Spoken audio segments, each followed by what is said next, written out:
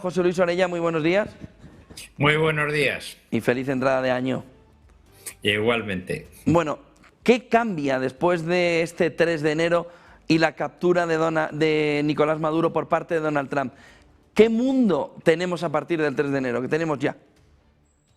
Bueno, en primer caso ha sido un golpe otra vez fuerte en toda la mesa por parte de Estados Unidos y dejando bien claro pues cuáles son sus líneas de influencia, ¿no? El continente americano pues sigue vigente la doctrina Monroe y Estados Unidos está claramente posicionada como la primera potencia del mundo y ha vuelto a declarar que bueno, todo lo que sucede a nivel interno dentro del continente occidental, bueno, pues tiene una influencia y tiene que estar regido y dirigido por los Estados Unidos, ya con un poco con toda la misión mesiánica un poco que se atribuye en la organización de la sociedad, ¿no?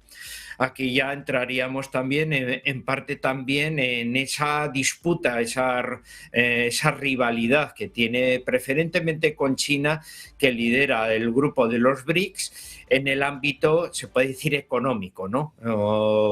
Venezuela pues también tiene claramente unos grandes intereses, como los puede tener en Nigeria y en otro tipo de países, para intentar de esa manera también afianzar un poderío sobre lo que siempre dijo históricamente Kissinger, ¿no? Estados Unidos hará todo lo posible para mantener de forma regular y segura unos suministros que mantengan a Estados Unidos en su posición en el orden internacional. Eso es lo que está haciendo Donald Trump en la actualidad. O sea, está siendo un estudiante muy aplicado en la historia de los Estados Unidos, control absoluto del continente americano para que le proporcione esas materias primas y esa posición estratégica con respecto al Océano Pacífico, y luego además, bueno, pues el control de los recursos primordialmente que tiene Venezuela, como bien se ha dicho, no solo petrolíferos, sino a niveles minerales y sobre todo con la franja minera del Orinoco, pues también esas toneladas de oro, ¿no? Que se calculan en 8.000 toneladas de oro las que pueden albergar, bueno, pues le da ya una posición, se puede decir, de autosuficiencia ante, bueno, ese control que ejerce la República Popular China sobre las tierras raras, ¿no? Así que un poco todo ese mecanismo que está provocando, está favoreciendo, está situando a Estados Unidos en una posición, se puede decir, bueno, pues muy importante para el futuro, para que siga manteniéndose, ya que era una potencia en declive, en una posición de fuerza en ese futuro un poco multipolar, ¿no? Luego ya estaría, pues, se puede decir, el interés del pueblo venezolano, ¿no? Y aquí ya ese protagonismo de Marco Rubio para el futuro, para esa sociedad interna estadounidense, con un crecimiento de la clase media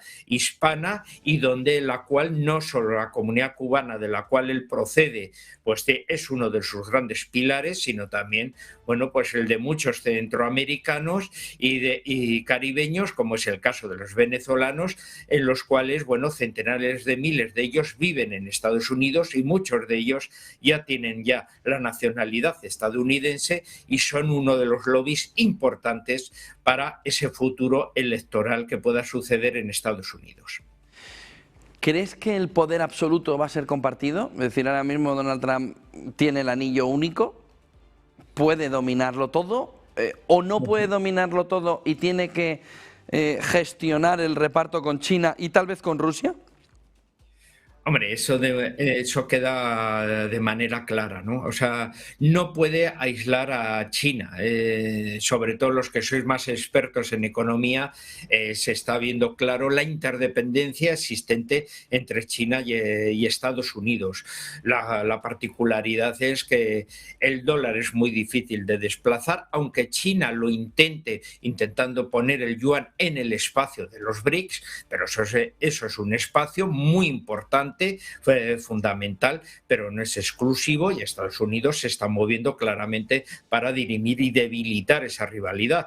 Pero claramente no pueden eliminar al contrario, porque los dos son interdependientes en la actualidad y por tanto, bueno, tienen que mantener esos mecanismos, esos puentes de diálogo y de conexión, como bien se ha intentado pues con la política de aranceles, que al final han estado obligados un poco a esos términos. Con respecto a Rusia, la situación es diferente. Estamos viendo, es una potencia reemergente, no tiene el volumen de las anteriores, pero tiene una capacidad por los recursos que tiene para poderse situar en una posición mejor claramente de lo que está, y está en una posición esencialmente en algunos ámbitos como es en el Ártico, que son muy interesantes para Estados Unidos y que están en una situación minoritaria, y de ahí sus apetencias por quedarse con Groenlandia ante, bueno, pues un país menor como puede ser Dinamarca en su potencia militar y política, ¿no?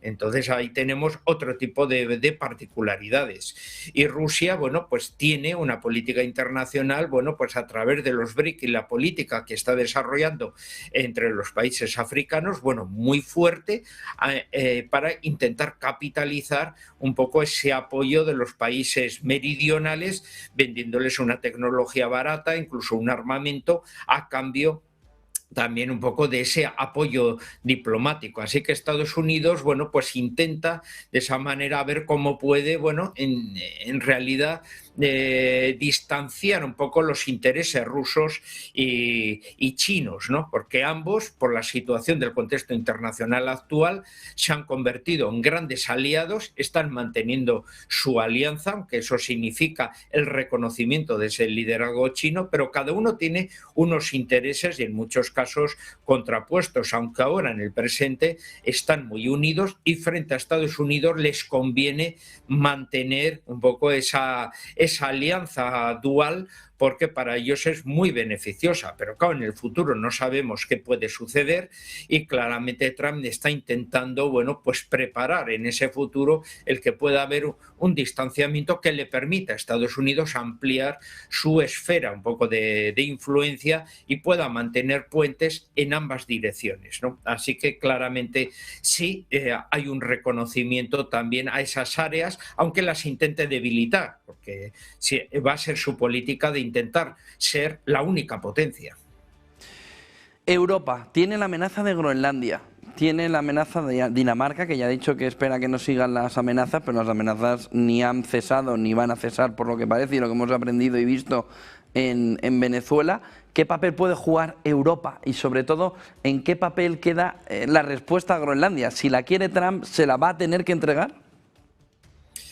Pues hombre, es que ningún país va a hacer otro tipo de circunstancias, y aquí ya sería el cómo puede moverse a nivel interno, movilizando un nacionalismo groenlandés que en realidad se reconvierta en futuros ciudadanos estadounidenses. Eso es la política de los filibusteros que hemos visto en el siglo XIX, que lo hizo con William Walker en Nicaragua, lo intentó también en Sonora y se intentó en diferentes sitios, ¿no? Otra cuestión es cómo puede Dinamarca mantener esa confianza, ese respaldo de la población groenlandesa a seguir perteneciendo a Dinamarca, cuando, bueno, pues siempre lo ha intentado hacer a costa de su presupuesto, manteniendo un nivel de vida alto que no puede mantenerse en Groenlandia.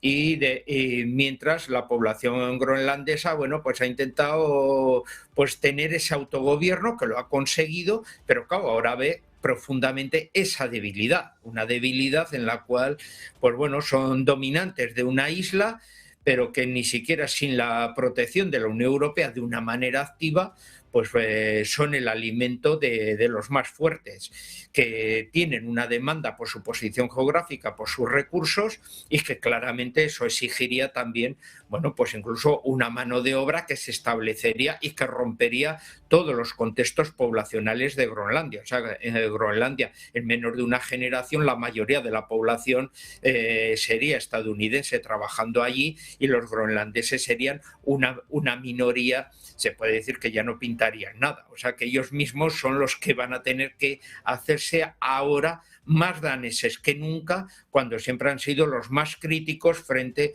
a ese intento de dominio de una potencia europea pues bastante inferior. Claramente el arropamiento de la Unión Europea pues es lo único que puede proteger, bueno, ese cambio un poco de soberanía, intentar aguantar el tiempo suficiente hasta que Trump, bueno, pues salga y un nuevo presidente en Estados Unidos, bueno, pues tenga pues una mayor sensibilidad por el derecho internacional.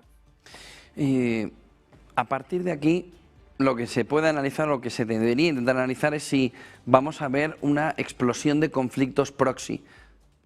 O Estados Unidos no lo va a permitir. Tenemos la guerra de Ucrania, en el lado o en la influencia rusa, Venezuela, que ya no se le puede llamar guerra, sino intervención, la toma de Venezuela, China-Taiwán, China-Myanmar, ¿China qué? Es decir, ¿vamos a ver una explosión de conflictos de reorganización del mapa político mundial? ¿O esto frena que cualquiera quiera moverse porque se puede quedar fuera de la foto? Pues depende si hay un respeto a las zonas de influencia un poco entre potencias, porque lo que está claro es que el derecho internacional lo marcan las potencias fuertes y las débiles no tienen nada que contar. Por eso vemos un poco todas las incoherencias, incluso en los propios Estados Unidos, que intervienen en Venezuela, pero claramente hay otros países con los mismos problemas, pero que como sus gobiernos son aliados de Estados Unidos, pues lógicamente los protege, no interviene en ellos, ¿no?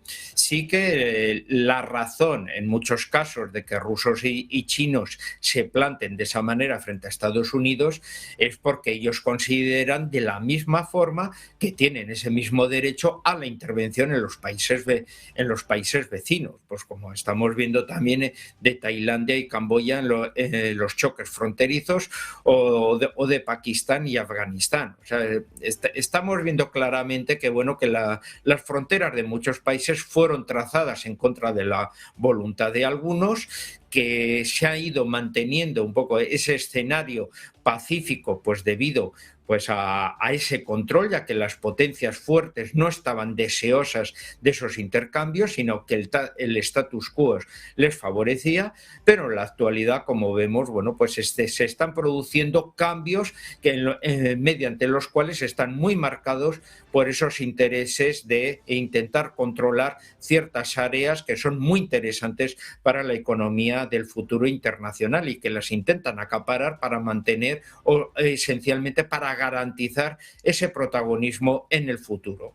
Así que, por tanto, sí, preveo desde luego movimientos un poco de las potencias en sus áreas. La única circunstancia es si el resto de las potencias van a respetar la área de influencia de otra potencia, porque si no la respeta es cuando tenemos aquí, bueno, ese choque de trenes, ¿no? Como puede ser la guerra de Ucrania en la actualidad. Muchísimas gracias, José Luis Orella, por toda esa fotografía. Buen día y buen negocio. Venga, buen día.